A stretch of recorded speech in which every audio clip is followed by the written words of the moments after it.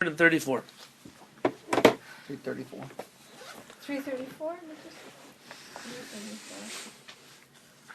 Yeah, forgive me if you run a little bit longer because we're starting later. But I'm not going to keep us here all night. I just want to get to the inyan of Hanukah. There was a convention yesterday in Bnei Brak. And I'm just quoting in quotations. The leading rabbis of the generation. You know what that means?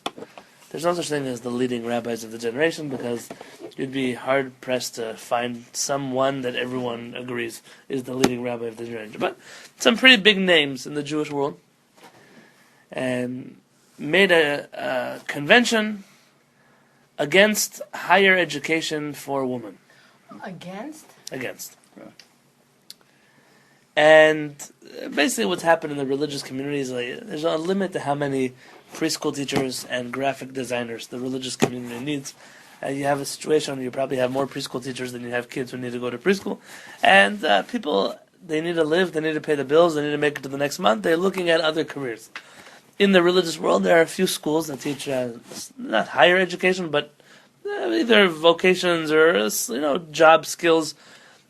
If a person wants to go down a real career path, they'll have to leave a religious school and go to a normal university like everyone else in the world does. In Israel, this is very taboo in many religious communities. And yesterday they had a big discussion, and the quotes were, I'm just quoting, don't shoot me, just quotes. The quotes were as follows. How can a man lead his house if his wife makes more money than him? Well, how can he live and study kollel all the time if he's not just in the house? Yeah. Lead. How can he lead? Ask Mary. I think So this is the quote one. She does make more money than me. Quote number two. Quote number two. Maybe they're right. Who knows? Quote number two. Having a higher education is destructive to a person's life. Okay? So why do they want to say that men should stay in kollel all the time and the woman should have the home and raise the kids and make all the money? If she's going to make like $3 an hour, well, I mean, it doesn't make sense. So that's a great question. That's not even the question I'm coming to address today. The third, quote, making large salaries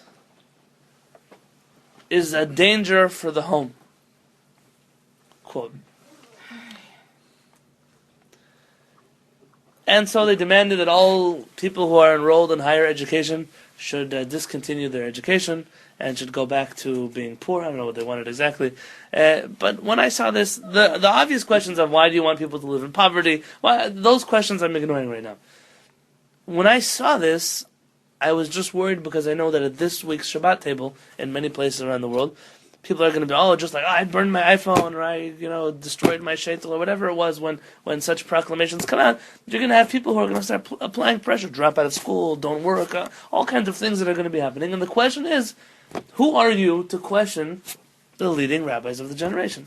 Do you have to listen to the leading rabbis of the generation? No, you say nonsense. Maybe they know more than you. If Hashem wanted the world to run like that, he would have structured it so it is. And maybe he did. Not at all. You have to make a living to feed yourself and your family. But maybe he structured it that you blindly have to follow. Blind led to follow? Yeah. So how come there's 70 aspects? No, you don't blindly follow anybody. How come everybody? All of Judaism is about studying and asking questions, everybody's point of view. There is no one only way. I mean, they say every nikudot in the Torah has 70 different aspects to it. So it's not an anarchy, though. Are from their rabbis. For example, and every rabbi has Hanukah. Hanukah is a commandment from the rabbis. Not rabbis of today. Oh. Hanukah is a commandment from the rabbis. So let's look inside here. On page 334. Amar hechaver, says the rabbi. Toratenu kshura b'halacha leMoshe miSinai. Our Torah is tied to the oral law that was given to Moshe on Mount Sinai. O min hamakom asher yivchar Hashem, or from the place which Hashem shall choose. Where is that? Where is that? Ki mitzion tetzeh Torah udvar Adonai miYerushalayim, because from Tzion will come the Torah, and from the word of Hashem will come from Yerushalayim. Our Torah comes from Yerushalayim.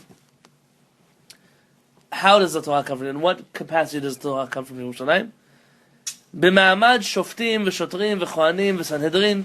We have judges and officers and kohanim and the Sanhedrin, the high court. V'anachnu mitzuvim, and we are commanded shenishma ma'ashofet ha'memuneh b'chol dor v'dor. We are commanded to heed the presiding rabbinical judge in every generation. K'mo she'amar, like it says in the Torah itself, ve'el ha'shofet asher yiheh, that you must go to the judge that will be in those days. Rashi says here, don't say that the rabbi of your day doesn't know anything the rabbis before knew more. Meaning, it says specifically in your generation to tell you the rabbi of your generation. V'samach lo amron, right immediately the Torah says, v'asita, and you should do al pi Torah she'arucha, based on the Torah, the teachings which they tell you. Lo tasur min hadavar, you should not stray from what they tell you, right or left. Vaish asher yaseh bezadon levilti shamoa al kohen, and what person who will maliciously go against the words of the kohen being a judge, it was a synonymous word. Umet haishahu, and that person shall be put to death. Hishva hamrot hakohen v'ashofet, he compares the not listening to the judge or the kohen, lagdola sheba'averot, to the worst of the averot. Being put to death is a capital punishment. It's reserved for very bad crimes. Be'omro, when it says uvi'arta haram Israel, it says you shall uproot the evil from Israel. V'samach lo v'chol ha'am yishma'u v'yirau. And immediately after that it says, and that all the nation will listen, and they will fear. So who is this judge? Oh, this is a good question. Now this verse, before I tell you who is the judge, this verse it's from the Torah, that when you don't know what to do, you need to go to Yerushalayim, a matter of Halakha, you go, you ask the Shofet, the Kohen, the Levi, the person in that generation, Lo tasur min hadavar, you're not allowed to stray from what they tell you, right or left. Says Rashi, even if they tell you that your right is your left, or your left is your right, meaning that what you know to be logical, they tell you is incorrect, you give in, you say, that's what it is what it is. And this verse is I'm going to use the word thumped around a lot, to bully anyone into listening to the leading rabbis of the generation. That's what it is. But who are they? I mean, there are rabbis who are, so well known, and they're really not very holy people at all. So who are they? Who is the judge? What is the measuring stick? Well, let's first understand this mitzvah. The mitzvah is that if I have a question on halakha, I go to Yerushalayim. In Yerushalayim, there's a Sanhedrin. I ask the Sanhedrin or whoever they would send me to in Yerushalayim, and whatever that court rules, I have to accept. But that's as long as Israel had a center. We for almost 2,000 years, we don't have. Very good. This is why it's important to learn hashkafa.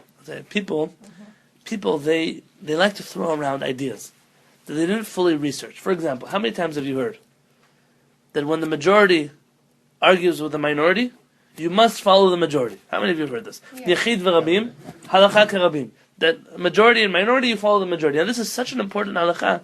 Our rabbis coined it, Yechid v'rabim, halakha kerabim. The acronym of that is one of the holiest names of Hashem. A Yud, a Vav, and a Hey, and a Chaf. The Mekubalim talk about that Hashem even sealed His name into this halakha. You follow the majority. Now, how many times have I heard? There's a different halakha that I don't know if it's Barkei Avot, but that if something is wrong, you're not. לא תלך אחרי רבים לרעות או להטות. Yeah. But this, let's on this idea of a majority and minority. How many times have I heard?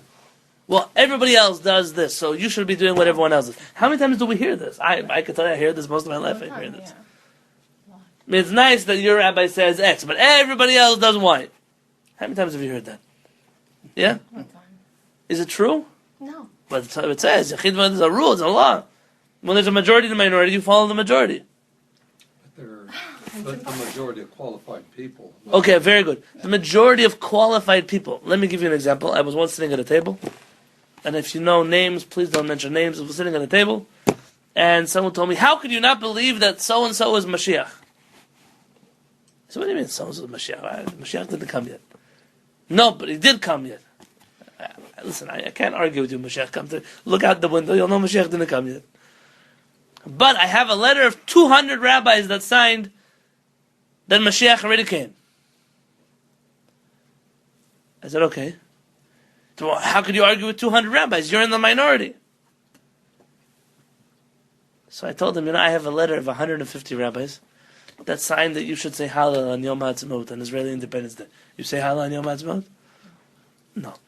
When you have, if the National Council of, I'm going to make up a name, of American synagogues decides that they're going to put out a proclamation, they're all students of the same rabbi, they all come from the same school, then they all sign on something, does that mean that those 1,000 people are now a majority of rabbis?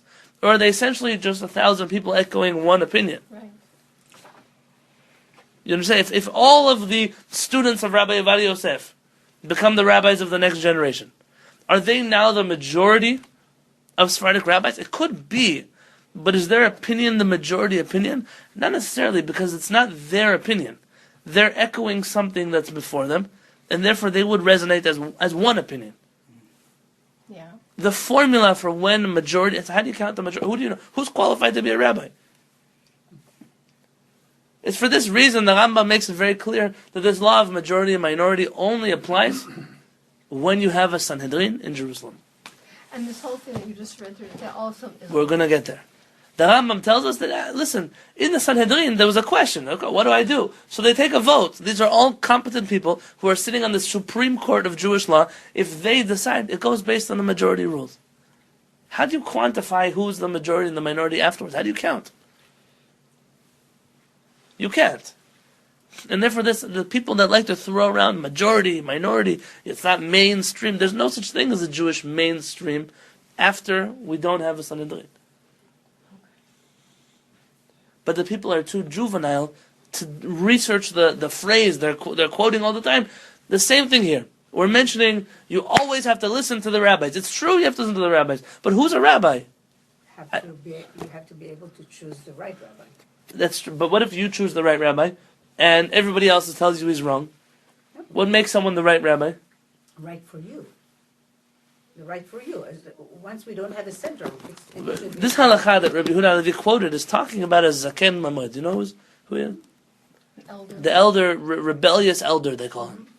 Who is he? I know. He's a rabbi, a big Torah scholar. He feels that the Sanhedrin is incorrect. So he gets up publicly and says, listen, we don't do like the Sanhedrin. They're making a mistake. They put him to death. What happened to individuality? The Zaken Mamre is allowed to have an opinion. You can't stop him from having an opinion. He's even allowed to act upon his opinion. What he's being punished for is standing up publicly and causing for chaos, for anarchy. That's already a different story. You're undermining a government. You don't have a better alternative to govern this country. And so part of the law of the land is you're allowed to speak, you're allowed to tell your students to do X, but the moment you stand up and rebel against the Sanhedrin, you are going to wreak havoc in the Jewish people. But it's not how you can't say everyone. So we're talking about a rabbi. You chose the right rabbi. This rabbi is walking a very thin line between being a great rabbi or being a great dead rabbi. It's a very thin line. Well, we didn't have a Sanhedrin during the time that they wrote the Talmud. Correct. So we still listen to the... Oh, very good. So the Talmud is the last, the Rambam makes it very clear, is the last book of law that the Jews accepted unanimously. We accept it, and you see in every legitimate Jewish community, we accept the Talmud as binding on us. That's why, Sfaradim can have a custom, and Ashkenazim a custom, and Hasidim a custom, and Yemenites a custom, and Persians have a custom. But the moment that you can prove to me that the custom is incorrect according to the Talmud, I can't continue with that custom. It's a spoken Jewish law. I mean, customs are allowed to develop in areas where the Talmud didn't decide either way. But the moment the Talmud says, this is it, that these are the 5 grains you're not allowed to have on Pesach, you can't decide now that, no, I'm going to have one of those 5 grains. What about the discussion about rice? Rice is mentioned. Rice is mentioned in the Gemara. And the halakha is not like Rabbi Yochanan ben Nuri who mentions it. To add to something seems to be more okay than taking away, even though it's not correct. I don't agree with it. But there, it's already a custom. I don't have to eat. I can choose never to eat rice my whole life. Am I violating a piece of the Talmud? No, I'm not violating the Talmud. Where it becomes a violation is when I begin to teach people that it's a Jewish law to avoid eating rice. Right.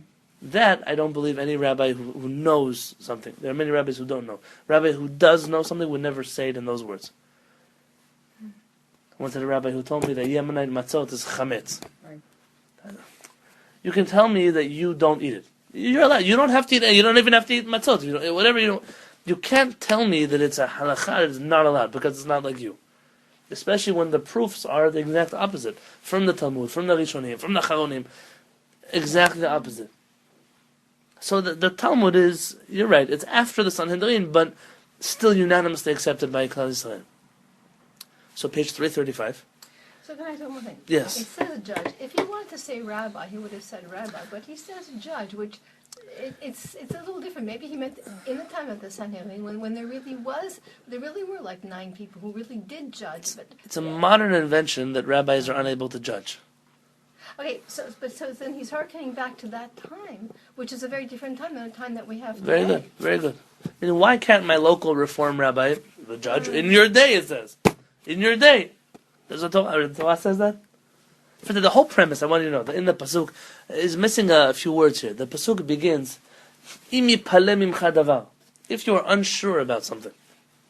For example, you don't know if a car is allowed to be driven on Shabbat or not. Why don't you know? Because they didn't say so specific. It doesn't say that in the Torah anywhere. So now you need someone to apply what we know to be true in the Torah to reality. There is when you ask the rabbis in Jerusalem. If a rabbi in Jerusalem says, you were allowed to light a fire on Shabbat, do we listen to him? No, the Pasuk begins, Im yipalem imcha davar. If you're not sure about something, it's not in here, it's in the Chumash. If you look up the verse in the Chumash. It could be ki, im yipalem imcha davar, I don't remember the exact words, but the Torah uses this idea of if something is beyond you, you don't know. That's when you ask. There's a famous letter from the Lubavitcher Rebbe Alav Shalom. By Hasidim, they like to ask the Rebbe everything. Can I do this? Can I go here? Can I make all kinds of questions to ask him. How do I wash my hands in the morning? The Lubavitcher Rebbe wrote a very sharp letter to his Hasidim saying that an ignoramus cannot be a Hasid. And that if it's written in one of the 4 volumes of Shulchan Aruch, you should not ask him the question. Because you should know it. The only time you come to ask a question is when it's not clear. When it's not clear what you should do, that's when you're allowed to ask a question. But to rely on your ignorance and always ask questions is a mistake. So let's see what Rabbi Halevy writes. בעוד שהסדר נשאר מהעבודה והסנהדרין ושאר הכיתות, while there was still an organized community in Yerushalayim, which had the korbanot, the sacrifices, והסנהדרין, and they had the high court, and the other groups that were responsible for making Jewish law work, the machine was still operating. אשר בהם ישלם הסדר וידבק בהם העניין אלוהי בלי ספק. And there's a second element to this.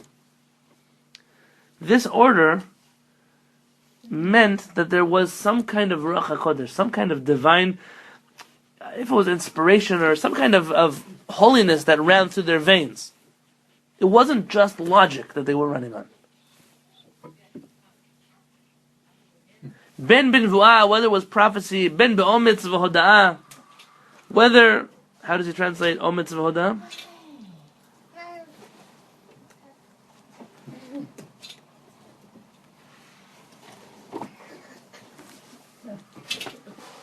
Okay, through any other kind of divine inspiration, kasher haya b'vayit shani, just like there was in the second Beit HaMikdash, in the second temple. ולא ייתכן לעבוד על כמותם הסכמה מדעתם. It would not have been possible for the people to conspire together and concoct their own laws. Meaning, in this generation, you didn't suspect that a rabbi said something because of his political affiliation, or because of the way he grew up, Or because this was a person who spoke in the times of Sanhedrin, because that's what Hashem spoke through his mouth.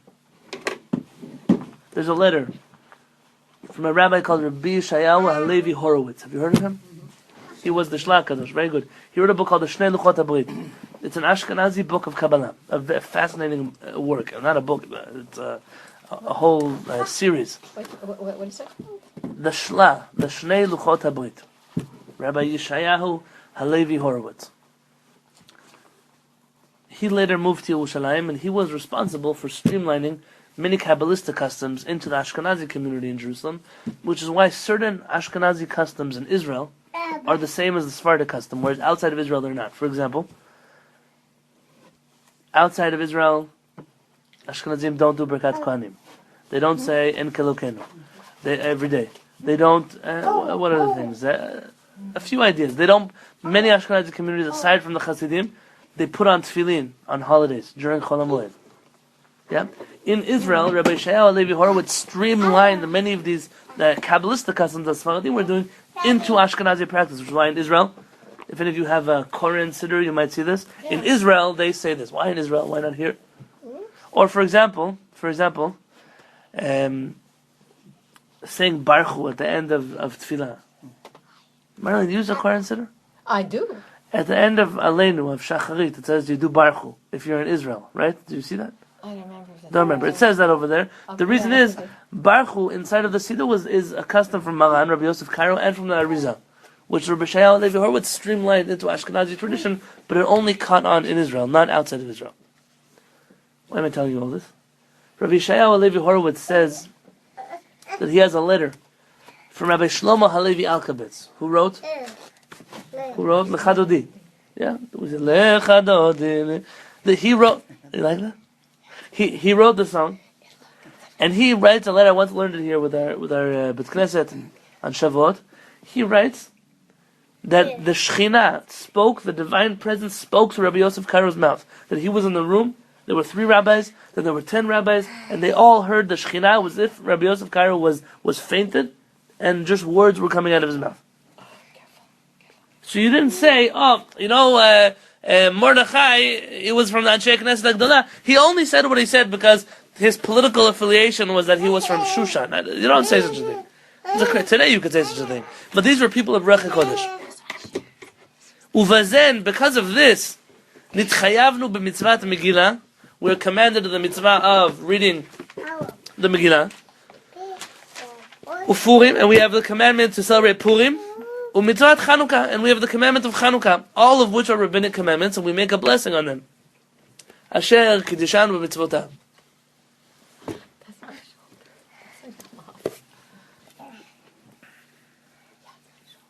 So when someone tells you, you have to listen to the leading rabbis of the generation. The word for that is the Gdoilim. That's what they tell you, the Gdoilim. Or another word is used for it. It's called Das Torah. That's what it's called. The opinion of the Torah. You can tell somebody that since the Sanhedrin was ripped to pieces by non-Jewish occupation of the land of Israel, you can tell them there has been no such thing as the Gedolim with a capital T and a capital G. And that since the Sanhedrin was ripped apart by the Jewish people for baseless hatred between each other, there is no one group of rabbis that can force everyone else to follow them. Which perhaps will shed some light on any controversy which surrounds the chief rabbinate of Israel. The chief rabbinate of Israel could have had an opportunity to recreate themselves as a Sanhedrin. Think about it. There are 2 chief rabbis. One is Sephardic, one Ashkenazi. But there's a rabbi in Tel Aviv. He's a Torah scholar. His name is Rabbi Ratzon Arusi. He's a Yemenite rabbi. And he always runs for chief Sephardic rabbi of Israel, and he never wins because he's not Sephardic. He's Yemenite, he's not Sephardic. And so his argument is you should make a chief Yemenite rabbi of Israel. And so they were once thinking, but if you make a chief Yemenite rabbi of Israel, then you need a chief Bukharian rabbi of Israel, you need a chief Persian rabbi of Israel. So they decided to leave it as chief rabbis of Israel, and he's never been voted as the chief rabbi because the Ashkenazim won't vote for him as the chief Ashkenazi rabbi, and the Sfaradim won't vote for him as the chief Sephardic rabbi, so he's stuck somewhere in the middle. But the truth is that there was an opportunity. It was an it was an opportunity to create a rabbinic group that was led by two people of different backgrounds that united almost all of the rabbis in the land of Israel. And instead, what it's turned into is it's a bullying organization which forces rabbis to follow them and to adhere to their rules. And just the very simple idea that in Israel, conversion or marriage or divorce are solely in the hands of one rabbinate. Oh,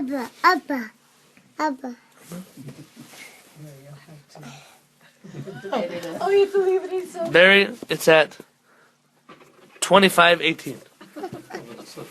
I know. Want to sit in your chair? Sure. There's a Yofi. Wow. No little chair. Who loves you? Ima. No. Every time I say Elchanan, who loves you? Abba. He doesn't know. I just all day long I tell him Elchanan, who loves you? Abba. So he already knows in his head. Brainwashing. You have to get it in somehow, right? V'yichonu lomar, you could have said, Asher kiddishanu mitzvotav v'tzivanu al mikra megillah. ולהדליק נר של חנוכה, ולגמור את ההלל, ולקרוא בנטילת ידיים, ועל מצוות עירוב, וזולת זה.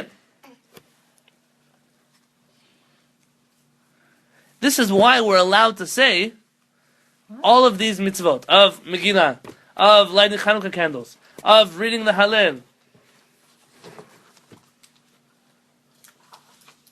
al nitilat yadayim. But you see from here, it says the Korot Halel. It seems that Rabbi Halevy, he writes the Gemara,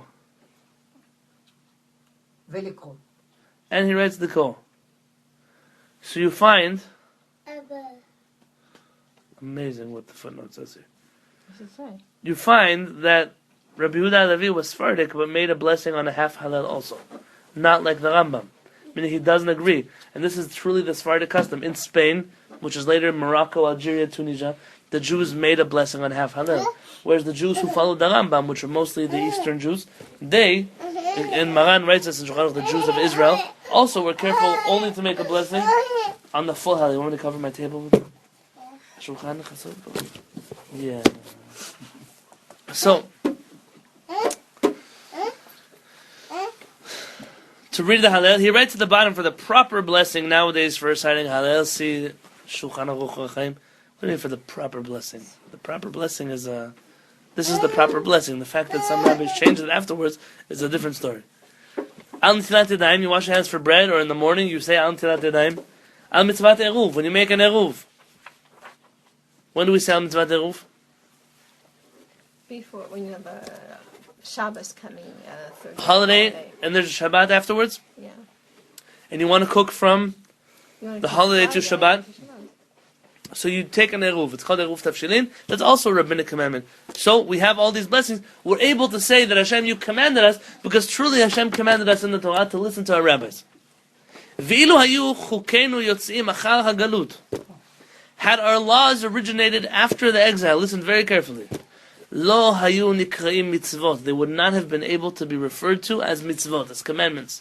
What does he mean after the exile? I mean, once we left the land of Israel, the Sanhedrin. Oh, okay, so once that was, okay.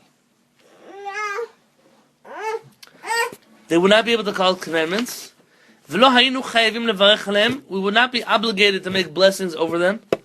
I wonder if in the original Arabic, and I don't know, I wonder if in the original Arabic it said we would not be allowed to make blessings over them. We'd have to look, because the language of we would not have to is an interesting phrase.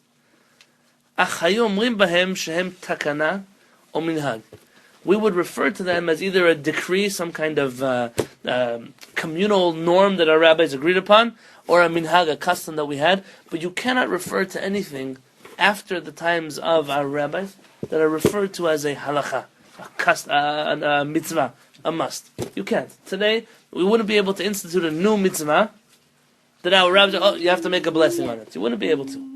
And therefore, this entire centrality of Jewish government, which sat in Yerushalayim and had Ruach HaKodesh presiding over it, only worked in that situation. Today, you don't have this ability to say, oh, those rabbis, I must listen to them. You don't have to. You have to listen to a rabbi. That's a halakha that our rabbis put into play. But you don't have to follow the majority. That halakha doesn't apply outside of a Sanhedrin. You don't have to follow some central rabbinic body anywhere in the world. It's not an obligation. And I'll tell you where this becomes a problem.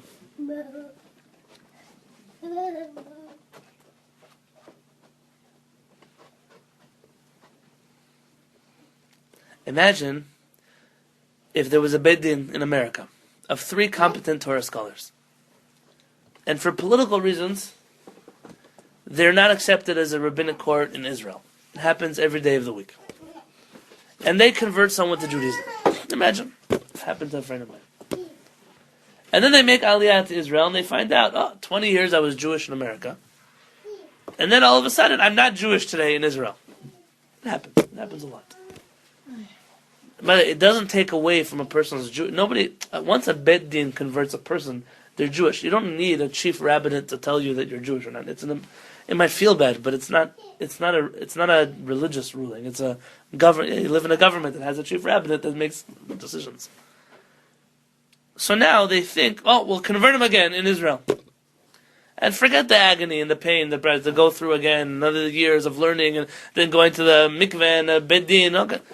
Imagine that mohel that's going to do a brit milah afterwards. And the mohel is going to make a blessing to do a brit milah. This convert is going to make a blessing and going to the mikveh. And all of those blessings are Hashem's name in vain because he's already Jewish. People don't think about this side of the coin. He's already Jewish. It's like in Yerushalayim when the badatz comes around and says, we don't trust the chief rabbinate when they take away trumot and masalot from the vegetables. They take off the tithes. We don't trust them. So they come again, these guys with their cute hats, and they come around and say, we're going to take off our own trumot and masalot. Then they take the same fruits that someone already took off trumot and masalot. They make the blessing again, and as if they're all making Hashem's name in vain.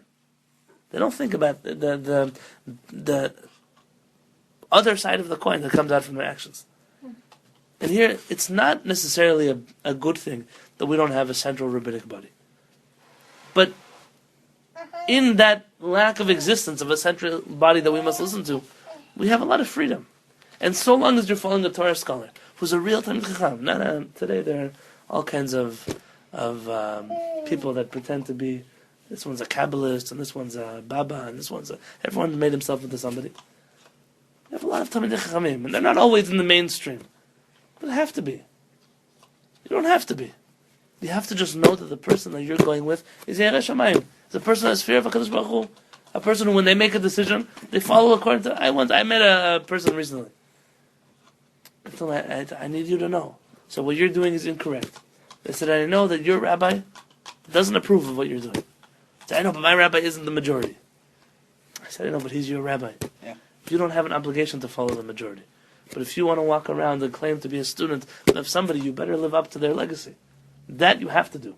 To follow what everyone else thinks, you don't have to do. But to live up to a certain standard that you took upon yourself when you agreed to be their student, that you have to do. This is Hanukah, this is Purim. When we celebrate Hanukah, you're making 8 nights of blessings. And 8 mornings of blessings in the Hallel. You're going to take out the Torah 8 days of the week. For Hanukah, and all of this you're doing because there were rabbis that once upon a time in Yerushalayim had the legal right and the spiritual right to institute new things into our religion. And the blessing, the hope is when we light Hanukah candles this coming week, we should have in mind that we want to go back to a time where there are true Torah scholars who are sitting in Yerushalayim. They're not going to sit in New York. They're not going to sit in Italy. They're not going to sit in Africa. They're going to sit in Yerushalayim. On the same seats the Sanhedrin once upon a time had. They're going to have the same Ruach HaKodesh that the Sanhedrin had. And they're going to have the same noble integrity that the reasons they make decisions are because this is what HaKadosh Baruch Hu wants for his people. And what you'll see then is a beautiful thing. There will be no more divides. You will not have again Ashkenazim and Sfaradim and Americans and Israelis. You won't find these because you won't be allowed to. You will be forced to unite under a single banner. But nobody will feel forced. That's the beauty of a Sanhedrin. Nobody will feel forced. Because everybody will agree. If there are rabbis like this, that many in the same place, then it's worth following their lead. And B'ezrat Hashem, we should see that they come very, very soon. B'ezrat Hashem.